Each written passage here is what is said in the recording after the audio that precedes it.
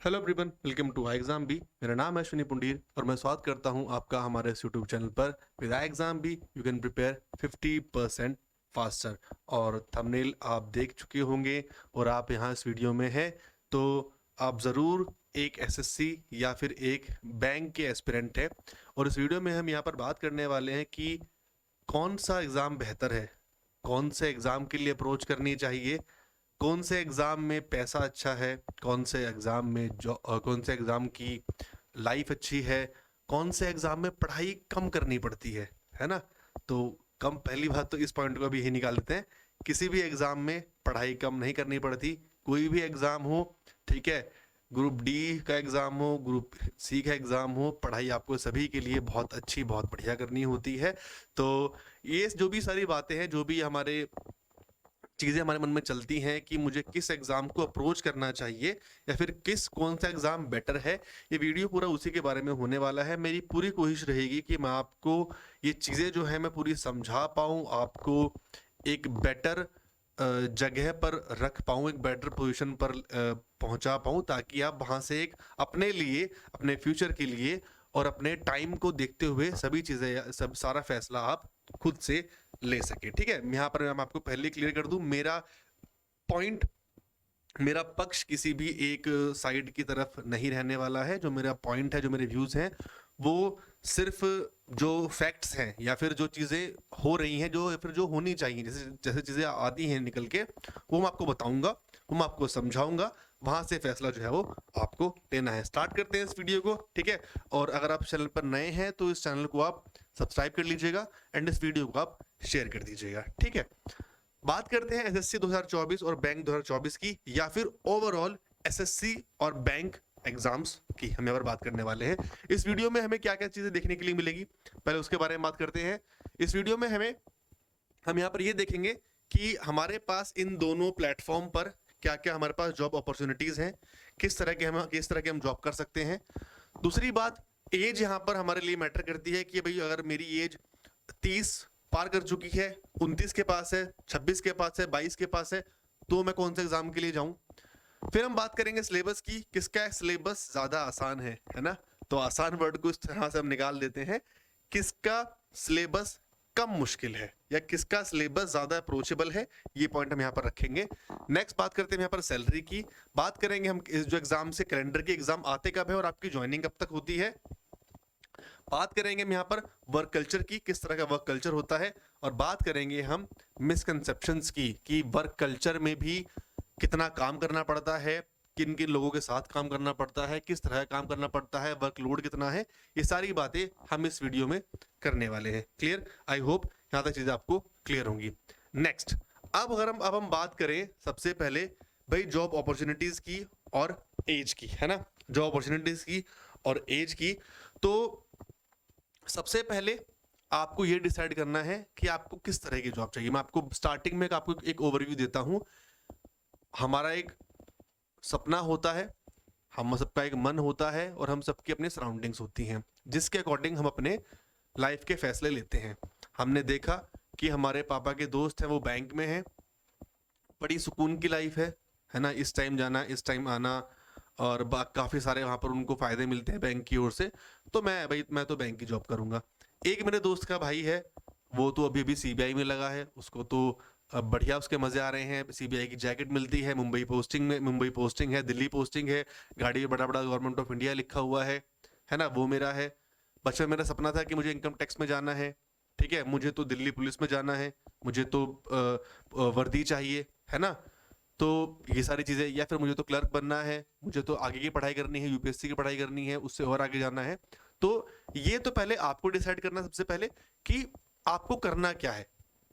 क्योंकि अगर आप एक चीज अगर डिसाइड कर चुके हैं, एक तो मन होता है, और अगर आप कुछ भी नहीं है तो इस वीडियो को फिर आप देखिए। अगर आपके मन में कुछ भी नहीं है तो इस वीडियो को देखिए, फिर आपको चीज जो है वो सारी वो क्लियर होती चली जाएंगी। और ऑब्वियस सी बात है, अगर आप एक एससी के पेरेंट है तो आपका जो ध्यान है सारा इस तरफ होगा, ठीक है। इनकम टैक्स इंस्पेक्टर की तरफ, सीबीआई की तरफ, जीएसटी इंस्पेक्टर की तरफ, नार्कोटिक्स की तरफ होगा आपका सारा ध्यान, है ना। और अगर आप बैंक एस्पिरेंट है तो आपको दिख रहा होगा आरबीआई, बढ़िया एकदम 1 लाख रुपए की सैलरी, बढ़िया एकदम, मेरे को मजे करने हैं, एकदम बेहतरीन, है ना।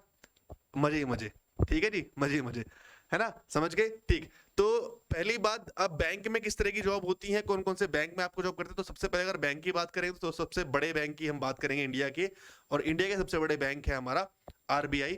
आरबीआई में दो तरह की जॉब्स निकलती हैं फॉर्म के थ्रू, एक है आपका आरबीआई ग्रेड बी, एक है आपका आरबीआई ग्रेड बी, एक है आपका आरबीआई असिस्टेंट। क्लियर, ठीक है जी, दो तरह की जॉब है, एक है आपका ग्रेड बी, एक है आपका आरबीआई असिस्टेंट। क्लियर। उसके बाद एक और बड़े बैंक की तरफ चलते हैं, एसबीआई, जहां पर हमारे सभी के खाते बने हुए हैं, लगे हुए हैं। ठीक है, एसबीआई में दो जॉब होती हैं, आपकी पीओ की होती है, एक आपकी क्लर्क की होती है। आईबीपीएस पीओ होता है, आईबीपीएस क्लर्क भी होता है, आरआरबी पीओ होता है, आरआरबी क्लर्क भी होता है ना। एंड देन आपके आते हैं बहुत सारे इंश्योरेंस एग्जाम्स, एनआईसीएल है, ओआईसीएल है, जीआईसी है, बहुत सारे आपके वनडे एग्जाम्स आते हैं, उसमें आपके इंश्योरेंस के एग्जाम्स आते हैं। ठीक है, इन सभी को मैं बैंक में यहाँ पर काउंट कर रहा हूँ। क्लियर। अब इसी को थोड़ा सा आप डिफरेंशिएट कर सकते हैं। ग्रेड बी, अपने आप में ग्रेड बी ऑफिसर हैं आप। ठीक है, यहाँ पर मुझे आपको डिफाइन नहीं करना पड़ेगा कि ग्रेड बी होता क्या है, बहुत बड़ी चीज है अपने आप में, बहुत लोगों तक इसकी कम पहुंच है कि यार ग्रेड बी क्या है, मुझे पता ही नहीं। तो भाई ग्रेड बी में आप एक बार सर्च कीजिए, आई एग्जाम बी हर साल आरबीआई ग्रेड बी में बहुत सारे सिलेक्शन देता है। हमारी वेबसाइट पर जाएंगे, आपको वहां पर ढेरों सिलेक्शन मिल जाएंगे सिर्फ एग्जाम बी की तरफ से।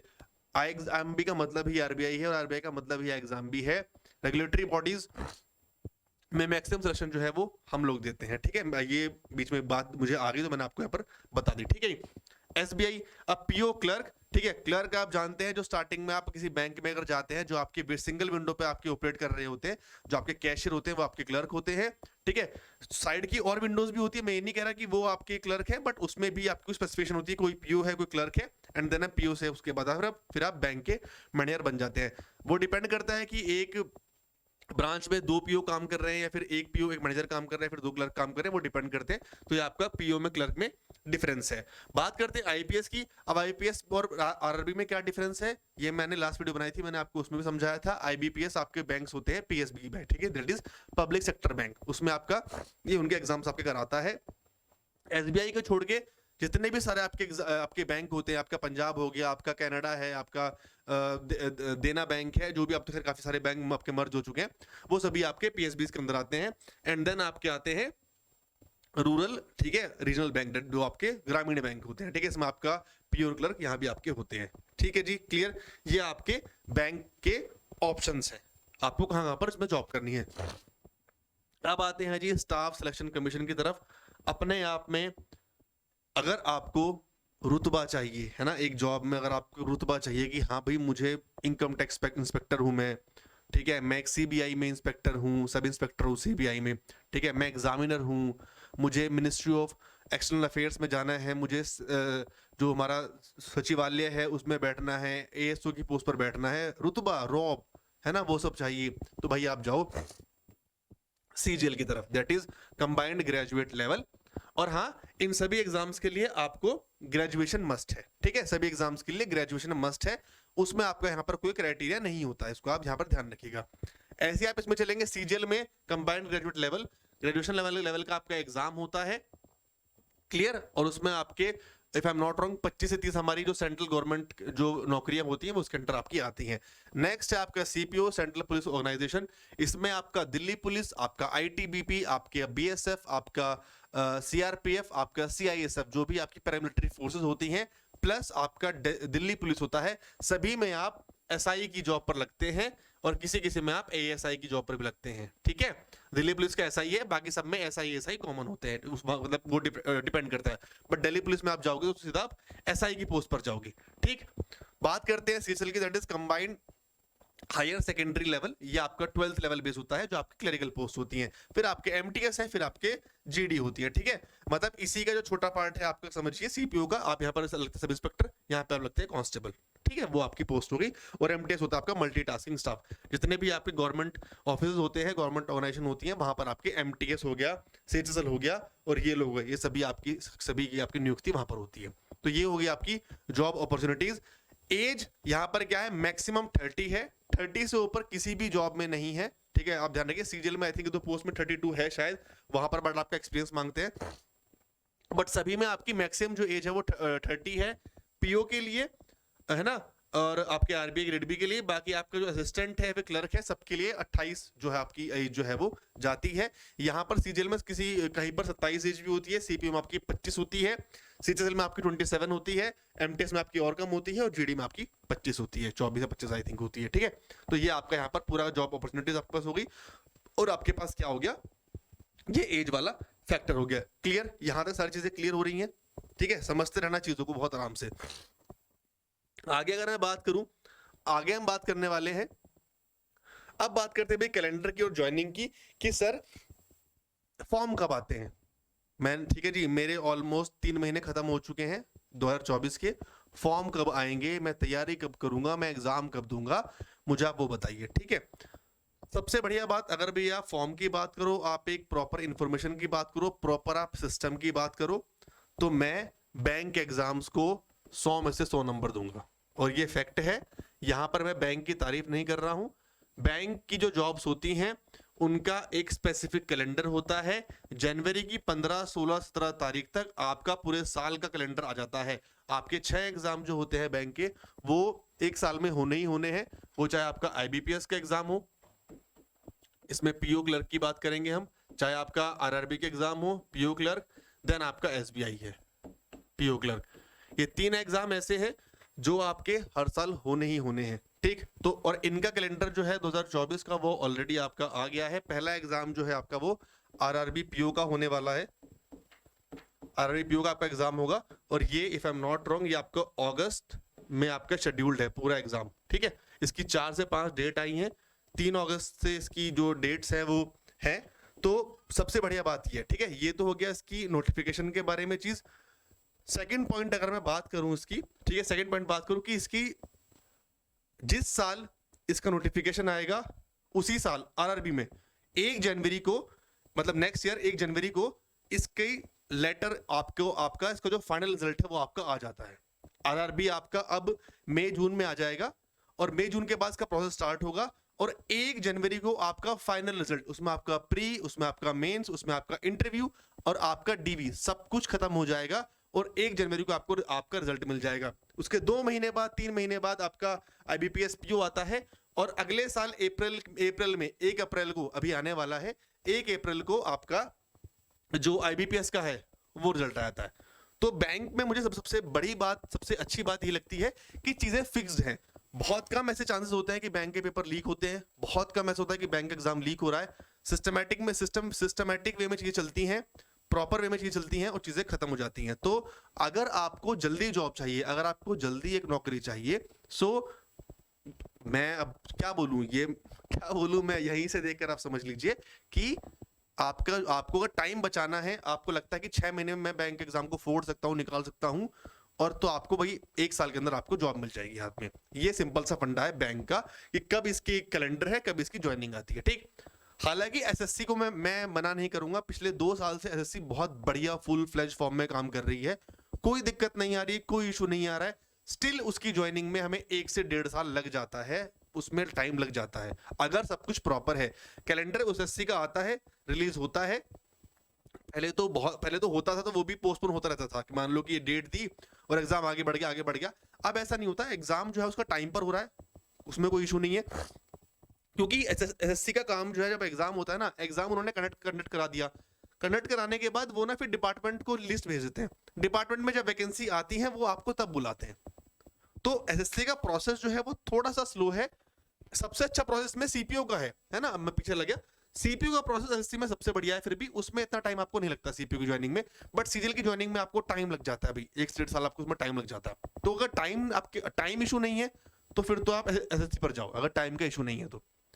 क्लियर है ना। अभी ऐसे आप देखो कि इस साल आपका सितंबर में आपका सीजीएल आएगा आपका इस बार वाला, तो अगर टाइम का इशू नहीं है तो गो फॉर एसएससी, और टाइम का इशू है, आपको जल्दी चीजें करनी है, टाइमली करनी है, तो आप बैंक के लिए जाइए। क्लियर, ये वाला पॉइंट आपका यहाँ पे क्लियर हो गया होगा। ठीक है जी, आगे अगर मैं बात करूं, ठीक है, अब बात करते हैं भाई सिलेबस की। सबसे बड़ी चीज कि क्या हम इन दोनों की तैयारी एक साथ कर सकते हैं, क्या हम इन दोनों की तैयारी एक साथ कर सकते हैं, है ना, ये हमारा क्वेश्चन है।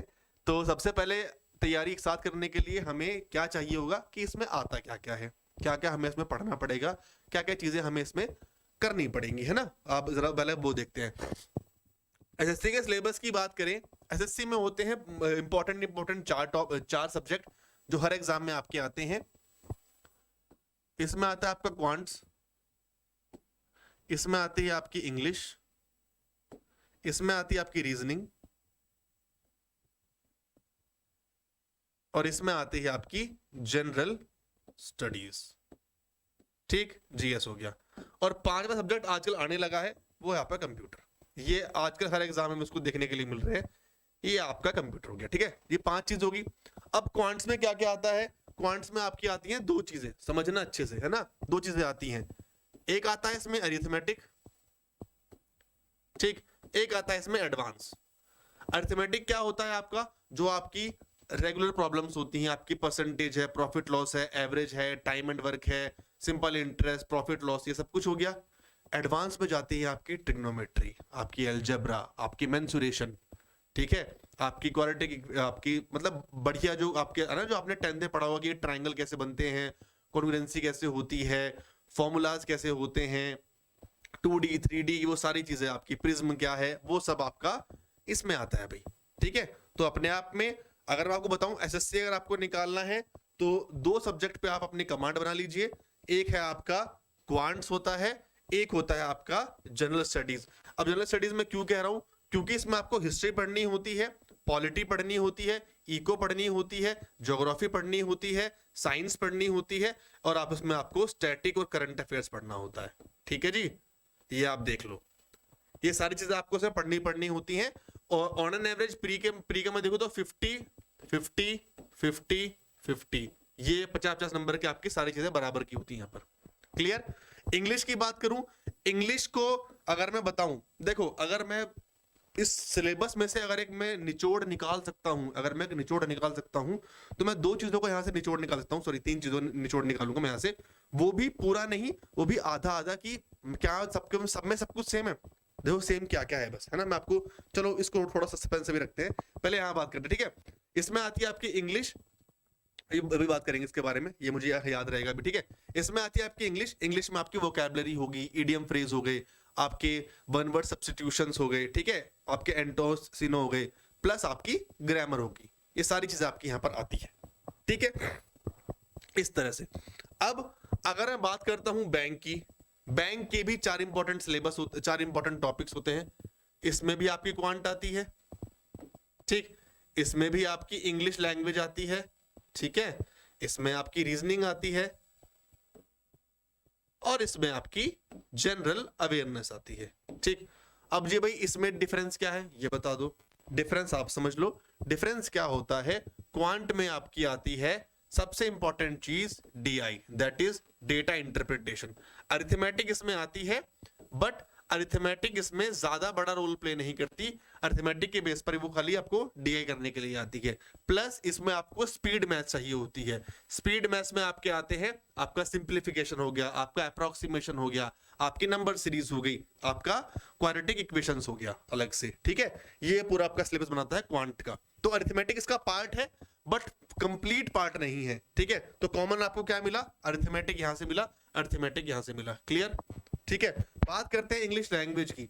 बैंक की जो रीजनिंग होती है, वो बैंक की जो इंग्लिश लैंग्वेज होती है, वो आपकी चलती है किसके ऊपर, आपकी रीडिंग कैपेबिलिटीज के ऊपर, कि आप पढ़ते कितना अच्छा है, आप समझते कितना अच्छा है।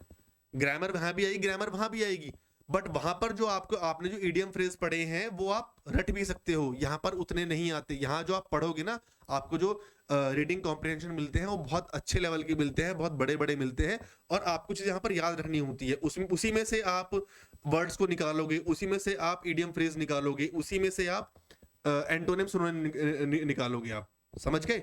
यहाँ पर ऐसा कुछ नहीं होता, आते हैं यहाँ पर भी आरसी, बहुत छोटे आते हैं, बट यहाँ की जो इंग्लिश है वो बहुत अच्छी होती है, कंपैरेटिवली वो अच्छी होती है। अच्छी तरह से मैं बोलूं, देखो एक ही बार पढ़नी है, ग्रामर तो आपको यहां भी पढ़ोगे, रीडिंग आप यहां भी करोगे, तो आपको यहां भी करनी है, बट कंपेयर किया जाए तो उसकी आपकी अच्छी होती है। क्लियर। ठीक, बात करते हैं रीजनिंग की भाई। ठीक है, रीजनिंग में बताऊं, रीजनिंग में जमीन आसमान का फर्क है, जमीन आसमान का फर्क है। ठीक है, अगर ये आपकी 50 है ना, तो ये आपकी 150 है या फिर 200 है, ये बात आप ध्यान रखो। जैसे मैंने आपको बताया, अगर आपको अगर आपको एससी एग्जाम निकालना है, आपको 2 सब्जेक्ट पे फोकस करना होता है, वो है आपका क्वांट्स और वो है आपका जनरल स्टडीज। अगर आपको बैंक निकालना है, एक सब्जेक्ट है, ठीक है, और क्वांट आधा सब्जेक्ट है, रीजनिंग पर आपने कमांड बना लीजिए, रीजनिंग को अपने आप ऐसे कर लीजिए कि आपका कोई तोड़ ही नहीं है रीजनिंग में, तो आप बैंक एग्जाम निकाल लोगे। क्योंकि इसमें क्या आती है, इसमें आती है आपकी puzzles, sitting arrangements, syllogism, inequality, coding decoding, blood relation, ठीक है, direction distance. Blood relation, direction distance यहां भी आती है, बट उसका कुछ लेवल नहीं होता इसके सामने। इसमें कोडेड आती है, उसी में आपको कोडिंग डाल देंगे उस चीज में, है ना। और बेसिकली मेन आपका पार्ट है जहां पर आपका क्या बैठता है, आपके सिटिंग अरेंजमेंट्स और पजल्स बनाना, वो इसमें आते ही नहीं, अब आने लगे हैं एसएससी में, बट उनका लेवल कुछ नहीं है उसके सामने। कंपेयर किया जाए तो लेवल उनका कुछ भी नहीं है उसके सामने, ठीक है, क्लियर हो गए। तो रीजनिंग का वाला पार्ट ये हो गया। मैं डरा नहीं रहा हूं, ये बात ध्यान रखना, मैं डरा नहीं रहा हूं, लेकिन देखो हर चीज का अपना एक फायदा नुकसान होता है, अभी बताऊंगा, ठीक है, भी सिलेबस मिस कर ले। और यहाँ पर जनरल अवेयरनेस में आपका बैंकिंग अवेयरनेस आती है, बैंक के बारे में चीजें आपसे पूछी जाएंगी, प्लस आपका फाइनेंशियल अवेयरनेस और प्लस आपका स्टैटिक जीके और करंट अफेयर्स, ठीक है। तो देखो भाई, स्टैटिक जीके और करंट अफेयर्स यहां भी कॉमन, यहां भी कॉमन, ठीक है। इंग्लिश लैंग्वेज यहां भी कॉमन, यहां भी कॉमन, ठीक है। क्वांट्स आपका अरिथमेटिक में यहां भी कॉमन है और वहां भी कॉमन है, क्लियर। तो ये 3 चीजें हैं जो आपकी कॉमन बैठती हैं। अगर हम बात करते हैं अब यहां से, अगर हम एक मुद्दे पर निकल कर आए कि क्या हम एक साथ तैयारी कर सकते हैं, तो देखो भाई, सब लोग नहीं कर सकते, ये बात ध्यान रखना, सब लोग नहीं कर सकते, डिपेंड करता है आपकी कमांड कहां पर अच्छी है। आपने अगर 9-10 के लेवल पर उस टाइम पर आपके अगर कॉन्सेप्ट क्लियर है, बढ़िया है, आपको अरिथमेटिक पढ़ने की उतनी जरूरत नहीं है, तो आप अरिथमेटिक खाली बस रिवाइज करोगे, उसे कॉन्सेप्ट एक बार दोबारा से क्लियर करोगे और आप एडवांस पे काम करना स्टार्ट कर दोगे, और आप बैंक की आपकी चीजें जो है वो चलती रहेंगी। प्लस आपने 11th-12th में आपने हिस्ट्री कैसी पढ़ी थी, चीजें कैसी पढ़ी थी, और देखो रीजनिंग तो बिल्कुल नया है, रीजनिंग तो मैं कहूँ वो हमने कभी पढ़ा ही नहीं होता, ये बिल्कुल नई चीजें हैं, है ना, रीजनिंग वाला पार्ट हो गया। इंग्लिश अगर आपकी अच्छी है, ठीक है, तो 2 चीज हो गई, एक आपकी अरिथमेटिक हो गई, एक आपकी इंग्लिश हो गई। अगर ये इन 2 चीजों पर अगर आपकी कमांड है बहुत बढ़िया, और आप इनमें कॉन्फिडेंट है कि यार मैं कर दूंगा, कोई दिक्कत नहीं है, तो फिर आप इन दोनों एग्जाम्स के लिए एक साथ जा सकते हैं, ठीक है। तो फिर आपको कोई दिक्कत नहीं होगी इन एग्जाम्स को रोकने में, सोचने में, समझने में, क्लियर होगी बात, ठीक है। तो सिलेबस के रिगार्डिंग आई थिंक मुझे यहाँ पर अब कोई भी किसी के बीच कोई इशू नहीं रहा होगा। अगर है तो आप कमेंट बॉक्स में लिख देना, मेरे को आप चीजें जो है आप बता देना, ठीक है। यहाँ चीजें क्लियर है, चलो जी। नेक्स्ट अगर बात करें हम, ठीक है, वर्क कल्चर और मिसकंसेप्शंस क्या होते हैं। भाई देखो, वर्क कल्चर जैसे जब हम बात कर रहे थे, मैंने आपको समझाया था, बैंक का काम, बैंक पीओ काम, ऑब्वियसली बैंक में बैठना है, सुबह 10 बजे ऑफिस जाना है, बैंक जाना है, 4 बजे गेट बंद हो जाता है, उसके बाद फिर अपना कैश इकट्ठा करो, गले में डालो, चेक करो, क्लर्क की बात बता रहा हूँ, और अपना फिर निकल जाओ। बट उसमें 5, 5:30, 6 बज जाते निकलने में आराम से। और जब से तो मोदी जी आए हैं चीजों पे, तो तब से बैंक में वर्कलोड बढ़ गया है। बट मैंने बहुत लोगों से सुना है कि यार बैंक में काम बहुत है, काम बहुत है, काम बहुत है। तो मैं आपको बता दूं, सैलरी की बात अब यहाँ पर आ गई, ठीक है। अभी अभी इनका 12th बीपीएस लगा है बैंकिंग में। एक क्लर्क की सैलरी जो है वो अब आपको इस महीने से 43-44 समथिंग आपको ऐसे क्लर्क की सैलरी हो गई है। और पीओ की सैलरी, मैं पीएसबी की बात कर रहा हूँ, और पीओ की सैलरी 82 या 83 हजार समथिंग हो गई है। तो भाई लगभग 1 लाख रुपए आपको मिल रहे हैं, तो आप काम नहीं करोगे क्या, मुझे आप ये बताओ। सब लोग बोलते हैं बैंक में काम बहुत है, काम बहुत है, काम बहुत है। भाई काम कहाँ नहीं है, सरकारी नौकरी में भी काम होता है। इस गलतफहमी को निकाल दो, चाहे आप सीजीएल पर जाओगे, सीपी में जाओगे, काम हर जगह होता है। आपको उसी, सरकार पागल नहीं है, आपको पैसे दे रही है, उसी अकॉर्डिंग आपको पैसे मिलते हैं, ये बात आप ध्यान रखना हमेशा, ठीक है। बस इतना हो सकता है कि सीजीएल में काम सीजनल होगा, बट जब होता है तो बहुत बढ़िया होता है। मेरे खुद के दोस्त जो है वो एक डबलयू है, एक सीबीआई में है, और मुझे बताते हैं कि भाई जब काम होता है तो बस ये रहता है कि एक पैर यहाँ, एक पैर यहाँ, और भागो भागो बस काम करो। तो काम होता है, हर जगह काम होता है, काम करने वाला चाहिए वही, ठीक है। तो काम हर जगह है वर्क कल्चर का, ठीक है। मिसकंसेप्शन में अगर बात करें तो क्या यार कुछ टाइम बाद बैंक बंद हो जाएंगे, मोदी सब कुछ प्राइवेट कर रहे हैं, ये कर रहे हैं, वो कर रहे हैं। भाई बैंक कैसे बंद हो जाएंगे यार, कैसे पॉसिबल है चीज, भर्तियां कैसे करोगे। तो जब तक आप रहोगे तब तक बैंक है, उसके लिए परेशान मत हो। फिलहाल आप नौकरी लो, और आपके मन में स्टिल वो डाउट है तो बैंक की जॉब या फिर बैंक की जॉब लेके कुछ बड़े बैंक की तैयारी, आरबीआई छोड़ना बंद हो जाएगा, आरबीआई की तैयारी कर लो, आरबीआई में चले जाओ, है ना। तो ये सारी चीजें हैं कि दोनों में चीजें क्या कॉमन है, क्या बेकार चीजें हैं। आई होप अगर मुझसे कोई पॉइंट छूट गया हो तो आप मेरे को बता देना, कमेंट बॉक्स में लिख देना। और आई होप मेरे एंड से सारी चीजें जो है यहाँ पर वो क्लियर जो है वो हो गई है ना। आई थिंक कुछ बचा नहीं है बताने के लिए इससे ज्यादा। तो ये 2024 है, इसमें आप चीजें कीजिए अपने लिए, अच्छे से पढ़ाई कीजिए भाई, है ना। और देखिए आप 2024 को कैसे एंड करते हैं, कैसे आप उसको खत्म करते हैं। आई एग्जाम बी के साथ फिर से यू कैन प्रिपेयर 50% फास्टर। अगर आप आरबीआई की तैयारी कर रहे हैं तो आरबीआई में देखो भाई कोई तोड़ नहीं है हमारा, मैं बता रहा हूँ। बस मैं यहाँ पर अभी अपने सिलेक्शन लेकर नहीं आया हूँ, बट आप अगर नीचे जाएंगे तो आप वहां से जाकर देख सकते हैं, बहुत सारी चीजें हैं। रेगुलेटरी बॉडीज में, नाबार्ड में आप जाएंगे, सेबी में जाएंगे तो बहुत चीजें हैं, आप वहां पर उसको करिए। एक बार आप वेबसाइट पर जाइए, आप चेक कीजिए। प्लस एसएससी और बैंक के रिगार्डिंग भी आप बहुत कुछ कर सकते हैं, ठीक है। तो कोर्सेज की बात करूँ तो कोर्स हमारे पास है उन दोनों चीजों के, कोर्स के लिंक नीचे होगा, आप जाके वहां से कोर्स को अवेल कर सकते हैं, आप उसके बाद देख लीजिए। प्लस पहले तो आप डिसाइड कीजिए आपको करना क्या है, एक गोल आप लेकर चलिए। अगर आप कॉन्फिडेंट हैं, जैसे मैंने आपको बताया कि आपके सब्जेक्ट्स अगर बढ़िया हैं, आप सब कुछ कर सकते हैं अच्छे से, तो बिल्कुल कीजिए, चीजों को समझिए और काम करना स्टार्ट कर दीजिए। ठीक, तो यही था इस वीडियो में। बाकी मिलते हैं फिर अगली बार किसी नए टॉपिक के साथ। आपको वीडियो अच्छा लगा तो उसको आप शेयर कर देना और मुझे बताना कि आपको वीडियो कैसा लगा, कमेंट बॉक्स में जरूर लेना, ठीक है जी। चलिए, तो मिलते हैं फिर नेक्स्ट वीडियो में। तब तक सब लोग अपना ध्यान रखिए, अच्छे से पढ़ाई कीजिए। Thank you so much, have a good day, thank you.